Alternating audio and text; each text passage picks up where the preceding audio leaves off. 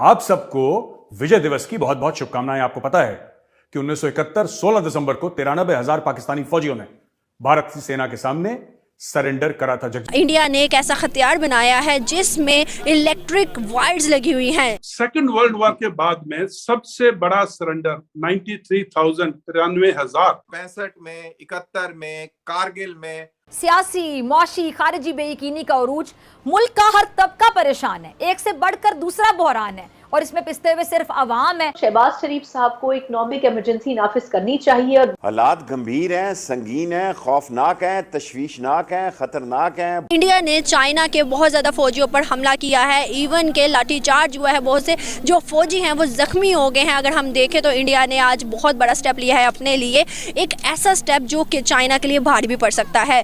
हमारे और चीमा साहब के ग्राई पंजाबी पुत्रों ने चीनियों का क्या हाल बनाया वो आपने देखा। और भाई डॉक्टर जयशंकर को देखा क्या बातें करता है। डॉक्टर जयशंकर ने कहा और उसने यूरोपियंस की आंखों में आंखें डाल के कहा और अमेरिकन की आंखों में आंखें डाल के कहा कि भाई हम तेल ले रहे हैं क्योंकि मेरे लिए इंपॉर्टेंट मेरी अवाम है। तो हमारे हुक्मरान कैसे बता रहे फखरिया तौर पे कि हमने तेल की कीमतें बरकरार रखी, हमने तेल की कीमतों को बढ़ाया नहीं, तब कम करना था अल्लाह के बंदों। और अब होश आया तनकीद सुनने के बाद, कम अगर कर ही दिए तो 10 रुपए कम नहीं करनी थी, बहुत ज्यादा कम करनी थी। इंडिया के साथ ये बात करने का टाइम नहीं है।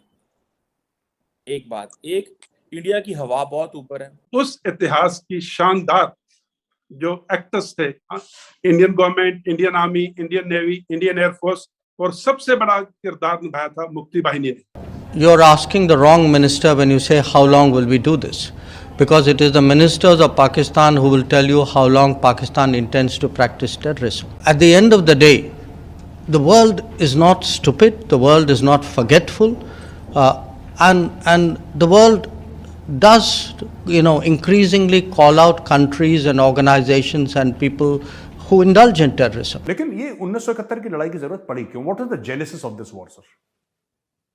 देखिए, 1971 की लड़ाई की जेनेसिस काफी पीछे जाती है। जब 1947 में भारत पाकिस्तान, उस टाइम का वेस्ट पाकिस्तान और ईस्ट पाकिस्तान ब्रिटिश रूल से आजाद हुआ, तो पाकिस्तान दो हिस्सों में बटा। एक वेस्ट पाकिस्तान जिसको आज हम पाकिस्तान जानते हैं, दूसरा ईस्ट पाकिस्तान जिसको आज हम बांग्लादेश के नाम से जानते हैं। तो ये लड़ाई की नौबत 1971 में शुरू हुई। ये लड़ाई शुरू हो गई थी 1948 से। शायद आपके दर्शकों को मालूम हो या कुछ को ना मालूम हो, 21 फरवरी जो है इंटरनेशनल मदर लैंग्वेज डे के तौर पे मनाया जाता है।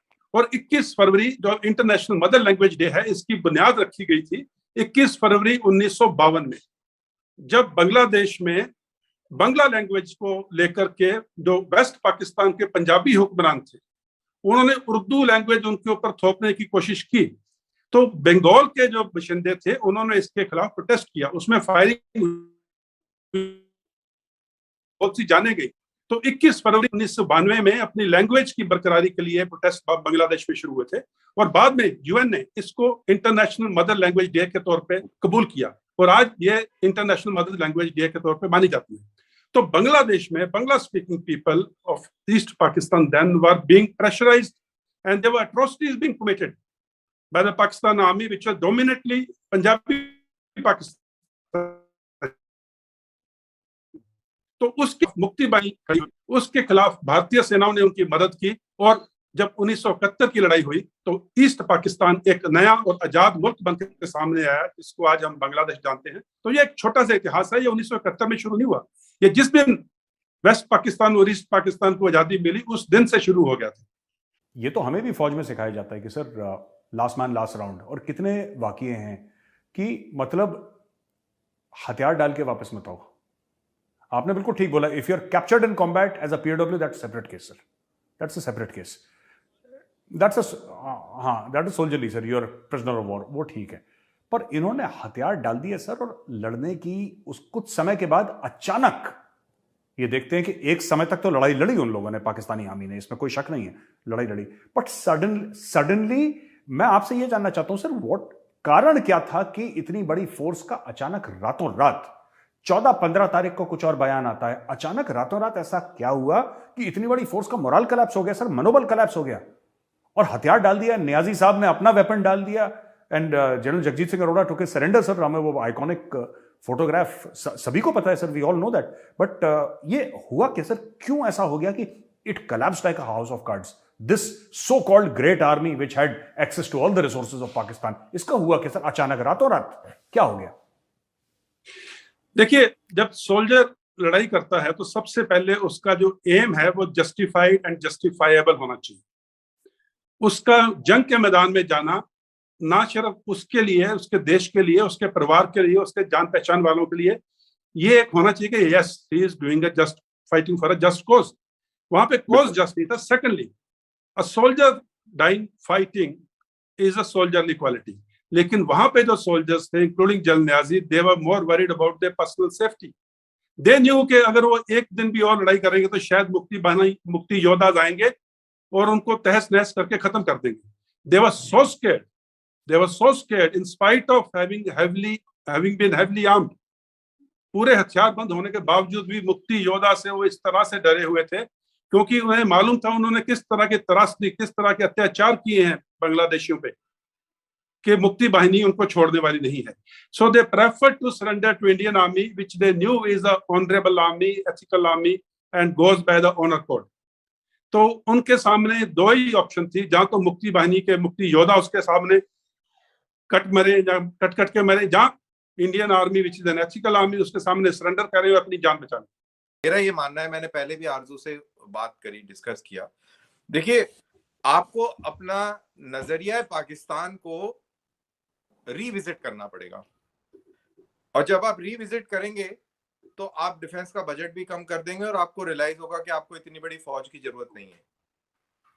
आप सिर्फ एक एग्जांपल देख लीजिए, ईस्ट पाकिस्तान एक जमाने में पाकिस्तान था, और जो नजरिया पाकिस्तान वेस्ट पाकिस्तान का या अभी मौजूदा पाकिस्तान का या वेस्ट इंडिया का, जो मेरे को बड़ा पसंद आता है इसको कहना, जो नजरिया उसका वो है, वही नजरिया ईस्ट पाकिस्तान का और प्रेजेंट बांग्लादेश का था। लेकिन बांग्लादेश ने वो नजरिया कैंसिल करके और नजरिए बांग्लादेश लेके आ गए, और उस नजरिए के चलते बांग्लादेश अभी कहाँ है। बांग्लादेश ने वो सारी चीजें छोड़ दी, तो इंडिया उसके ऊपर चढ़ तो नहीं गया, उसने फौजें कम कर ली, उसका डिफेंस बजट ऐसे नहीं है। इंडिया तो उसकी हेल्प भी करता है, उनके फौजियों को ट्रेन भी करता है, हम तो नहीं चढ़ गए ऊपर। आफ्टर ऑल अगर यही कॉन्सेप्ट रहता कि जी इंडिया तस्लीम नहीं करता और पार्टीशन को एक्नॉलेज नहीं करता और उसका मौका जब मिलेगा तो वो हमको खा जाएगा, पी जाएगा, तो इंडिया ने बांग्लादेश को तो नहीं खाया ना, तो ऐसे ही पाकिस्तान को भी नहीं कोई खाएगा। इसलिए नहीं खाएगा क्योंकि हम अपनी पूरी एनर्जीज इस तरफ लगा के रखेंगे तो हम डेवलप कैसे होंगे। हम तो वही कीचड़ में कुश्तियां लड़ते रहेंगे, हमें उस कीचड़ से बाहर निकलना है। हमारे आइडियाज बिल्कुल क्लियर है, हम तो आप लोगों की मजबूरी की वजह से हमें इतना पैसा खर्च करना पड़ता है, लेकिन अब वो मजबूरी ओवरकम हो गई है, अब हम वो क्रॉस कर गए। और एक और हर चीज का एक दूसरा पहलू भी होता है। पाकिस्तान की वजह से इंडियन आर्मी जो है वो हमेशा तैयार रहती रही, अपने राइफलों में तेल लगाती रही, तो एज अ रिजल्ट अभी देखो अब चाइनीज कितना पिट रहे हैं, आपने देखा चाइनीज भी पिट रहे हैं और लगातार पिट रहे हैं, तो ये भी फर्क पड़ता है। तो आपको नजरिया चेंज करना पड़ेगा। नजरिया आप अगर चेंज कर लेंगे, उसको मॉडर्न कर लेंगे, आप उसको काम डाउन कर लेंगे, तो आपकी फौजों के बजट भी कम हो जाएंगे, फौजों की जो मुदाखलत आपके सिस्टम में होती है वो भी कम हो जाएगी, और जर्नैलों को जो कॉर्नर के प्लॉट मिलते हैं वो भी शायद नहीं मिलेंगे, वो भी अपने लाइफस्टाइल और औकात में रहेंगे। और